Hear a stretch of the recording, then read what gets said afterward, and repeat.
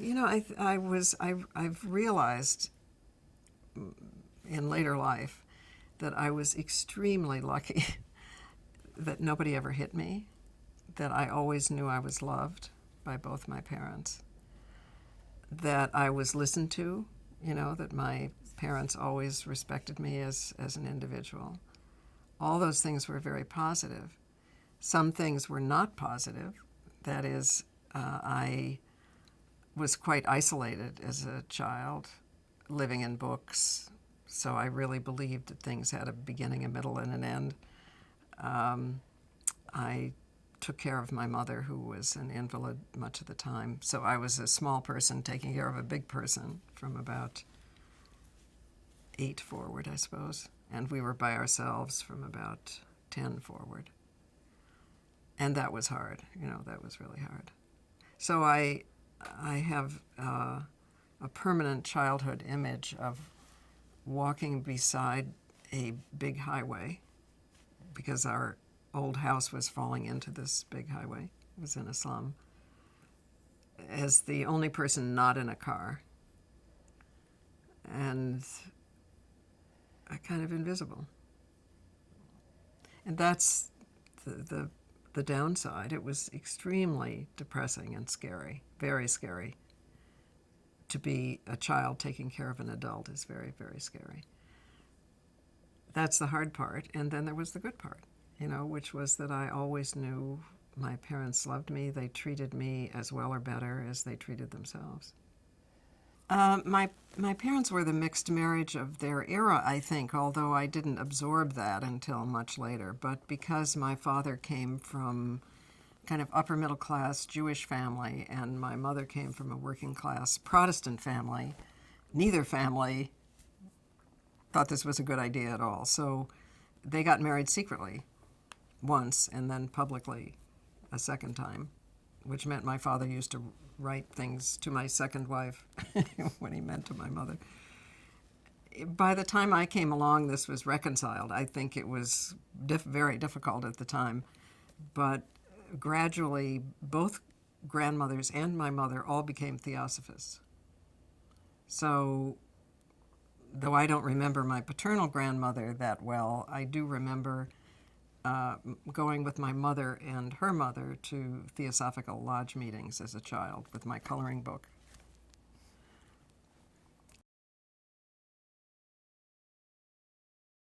My mother, I think, was a great mother because her philosophy of child rearing was, well, first of all, she was trying to counter her own child rearing. Her mother, I think, had been quite mean. And she did perform the miracle of changing that pattern in one generation, which is a kind of miracle. But also she was a theosophist, and since theosophists believe in reincarnation, her child-rearing philosophy was that children are little strangers who come into your life. You have the duty and the joy of loving and caring for them, but they don't belong to you. And the idea is to find out who they already are and help them to become that, like a seed becoming a flower. And that is a great child-rearing philosophy. It means you don't get pushed, into imitating or conforming. You're listened to because you're perceived as a unique person. And I only wish that I had understood how great that was in time to say thank you to her. It took me more years to understand it. I was a good daughter, a really good daughter, in the sense of taking care of her, even when it was very hard for me to do it, and supporting her and taking her away on vacations, and, we enjoyed each other's company. But I was not a good daughter in the sense of sharing interests, because I was trying so hard, or I was so fearful of becoming her. So I look at her books now that I have, and I see how many interests we shared, and I regret that I denied her that companionship. If my mother were sitting here where you are, I would say thank you so much for your philosophy of child rearing that was so way, way, way ahead of its time and is still ahead of its time, because it wasn't about possession or making your child imitate you. It was about recognizing the uniqueness of a child and helping them, become who they already were. So I would say from the bottom of my heart, thank you for that. And also, I would say, let's talk about some of the books and shared interests that we had and we never talked about, or very little. I don't think she was mentally ill, and even after a couple of years in a mental hospital when I was in college, there was really no diagnosis except an anxiety neurosis, they said. And I said, would you say her spirit was broken? And the psychiatrist said, yes, you might say that. So I think she just had a life that did not allow her to become who she was. And she became depressed and retreated into another world much of the time. She wasn't depressed while she was liberated and working. She was a pioneer in journalism before I was born. It was trying to be the wife of a very charming, wonderful, utterly irresponsible man, be the perfect mother to my older sister, and do it all at once.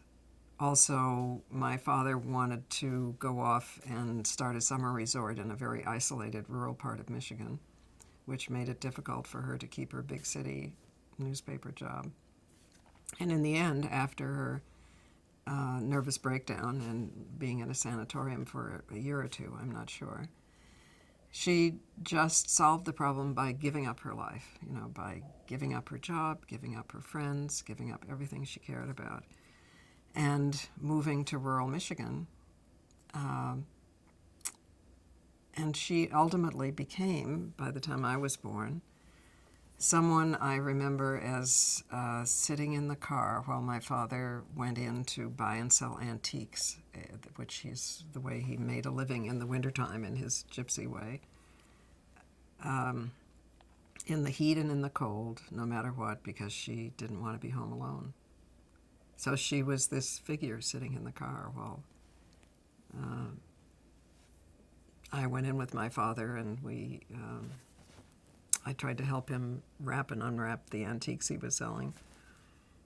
It's such a waste. But I think that I identified with almost every woman in the world before I had the courage to really identify with my mother. Women step out for women because it needs doing. So many women with very strong mothers do what I do. It wasn't certainly the only inspiration, but I do think that a lot of us in my generation, and still generations to come, are living out the unlived lives of our mothers. And I think I am doing that, and that's a proud and great thing to do. But I'm so moved when I hear younger women, a few younger women, say to me, I hope I can have as interesting a life as my mother. Not the same life, as interesting. That's a big step forward.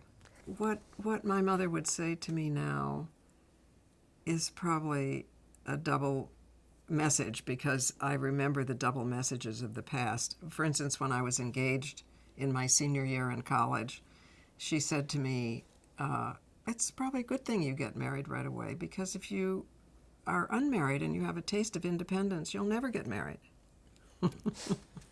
So is that a double message? So I think she would say to me that she's proud of me. She would worry about me because she worried about conflict. She worried about whether or not I'd be able to support myself. When I came home, she would say to me things like, your sister just got a new winter coat and she didn't have to pay for it herself. My sister was married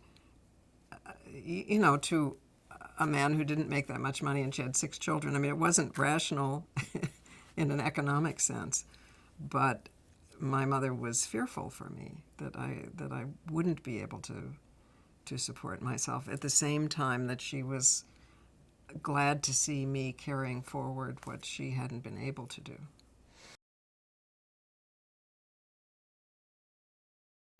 My father was a gypsy. I mean, he had 2 big things he was proud of.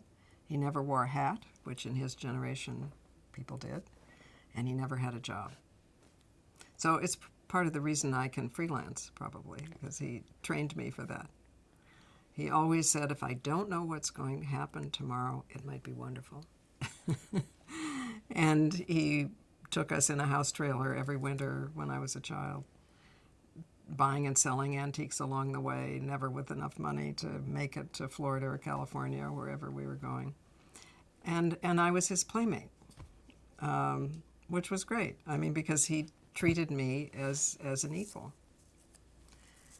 I'm trying to think of an example. Well, his favorite story, one of his favorite stories about me was that he took me at age 4 or 5 to a little country store near us, and I asked him for a nickel. And he said, "What for?" And I said, "You can give it to me or not give it to me, but you can't ask me what it's for." And he said, "That's right," and he gave me the nickel. Now, this was a story about me, but to me, it's about him, that he was the kind of person who would say that's right and recognize the will of a 4 or 5-year-old child.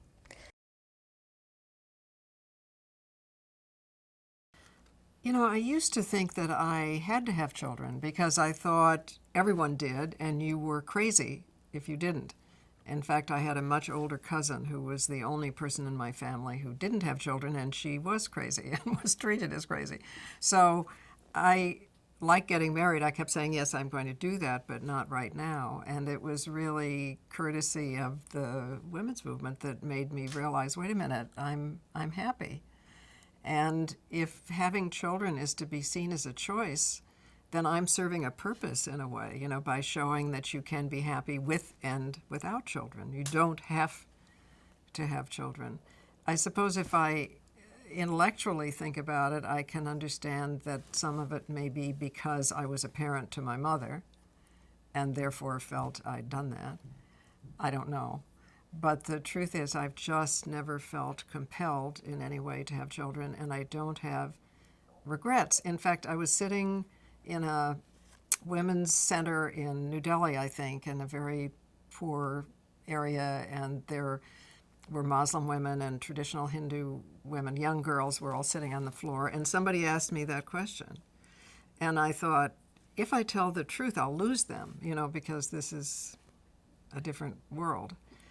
But what's the point in not telling the truth? So when she said, aren't you sorry you didn't have children? I said, not for a millisecond. And they all applauded. Because I think we all want to know we have a choice. If we're going to honor having children, we have to say it wasn't compelled. Great. In most species, if an adult of the species is put next to a helpless child of the same species, the instinct is to care for that helpless being because that allows the species to survive. But I don't really believe that has to be something that came out of you. I just think it's part of, that empathy is part of our evolutionary equipment if our species is going to survive.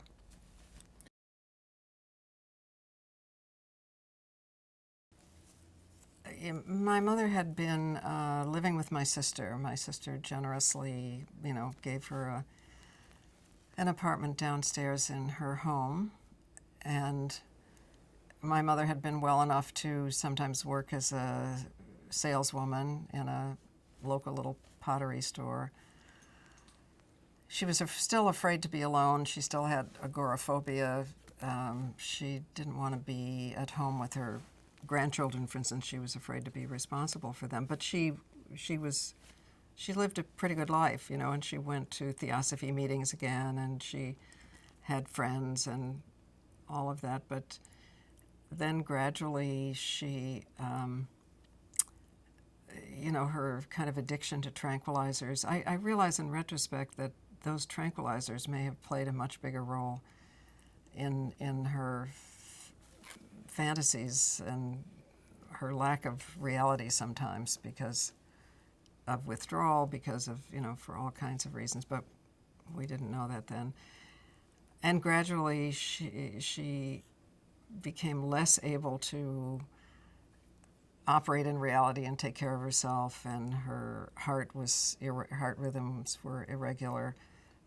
She had round-the-clock nurses. It became impossible, really, for her not to be in a nursing home. So for a while she was in a nursing home, a wonderful nursing home, where the nurses were great to her, and she made friends.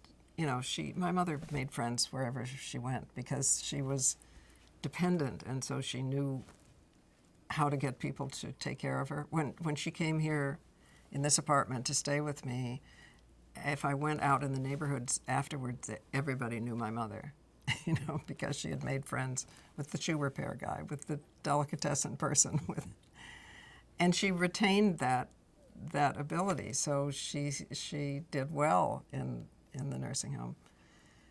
But gradually her heart problems and her sometimes a retreat from reality just became more and more and more pronounced. So my sister called me, and it was clear that my mother was, in her last few days, I guess. And my sister was there most of the time, but she didn't happen to be there in these last hours, so I was sitting with my mother, and she kept saying that she wanted to go home. And so I, as I remember so well, kind of lied to her one last time and said, "I'll take you home." And then she just gradually stopped breathing. And my sister and my sister came. I called her, and she came right away, and we sat with her for more than an hour, I think, because my mother had once read a story in which a woman was thought to be dead and was not.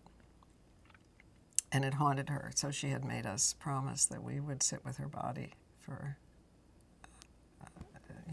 an hour or more, which we did. And and there was a wonderful funeral. My mother had joined a kind of hippie Episcopalian church in Washington that had breakfast programs and let poor people sleep in the pews, and was definitely my mother's kind of church. She'd also given them the remainder of our property in Michigan because she hoped that they would have a camp for poor children, preferably black children, because she felt the neighborhood was prejudiced. They'd been prejudiced against my father because he was Jewish. So she wanted desperately to have a camp there. But actually the church sold it, because it was hundreds of miles away. It made more sense for them to sell it. But it was her great gesture there. I don't... Of course, when someone dies, and especially your mother, the guilt I felt more had to do with companionship, had I, in discussion, it wasn't so much presence, because I had been taking her away for vacation every year, and we saw each other, and we felt very connected, I think. But so I think I felt guilty later, not at that moment, but later, after I realized how many interests we really could have shared. And the weird thing was that not too long after she died, I don't remember, a few months, I sat down and wrote Ruth song, excuse me, which I'm not a fast writer. I mean, if there were an Olympics for slow writers, I would be a member of the team. But that kind of wrote itself. It was as if it had been writing itself somewhere before, so it was somehow inscribed and I was taking it down. Then after I wrote it and it was published, I couldn't read it for years. It was just too sad, even though I wrote it. It was as if some part of me, in an emergency, part of you comes along and rescues yourself. So part of me had come along and allowed me to write it, but to really feel it, to understand what it meant, took much longer.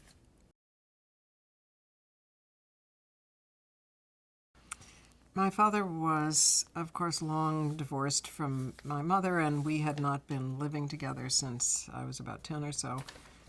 But he came back east once a year from his, gypsy travels in the Sun Belt. So I was in touch with him, and we saw each other. But he had been in a car accident in Orange County in California. He must have told the doctor in this kind of battle station hospital beside the highway to call me, and I was out of the country somewhere. So I didn't get the message for quite a while. And when I did, my sister and I allowed my sister, who then had little children and couldn't have gone herself, to say, well, why don't you wait to go until he has to leave the hospital, and then you'll be able to transfer him, to his apartment and so on. I shouldn't have done that. I should have gone right away. But I think that a deep part of me feared that if I went, I would never come back, that I would end up caring for him, as I had for my mother when I was little. So I didn't go, and then we got a call from the doctor saying he'd taken a turn for the worse. So I should come. And he died while I was en route. My sister called me and reached me, paging me in Chicago, I think. So he died alone, and I regret that so much. That he was that. I mean, I know in a sense that he'd chosen, to live alone, but I really regret that. So I suppose it plays a role in my trying to be present, not only for my mother, but, for instance, my dear friend Wilma Mankeller, who with her husband Charlie had done our marriage ceremony, a dear friend. She was very ill, and I stayed there for a couple of weeks before she died, and I'm so grateful that I did. And I went to see Blair, my college fiance, before he died.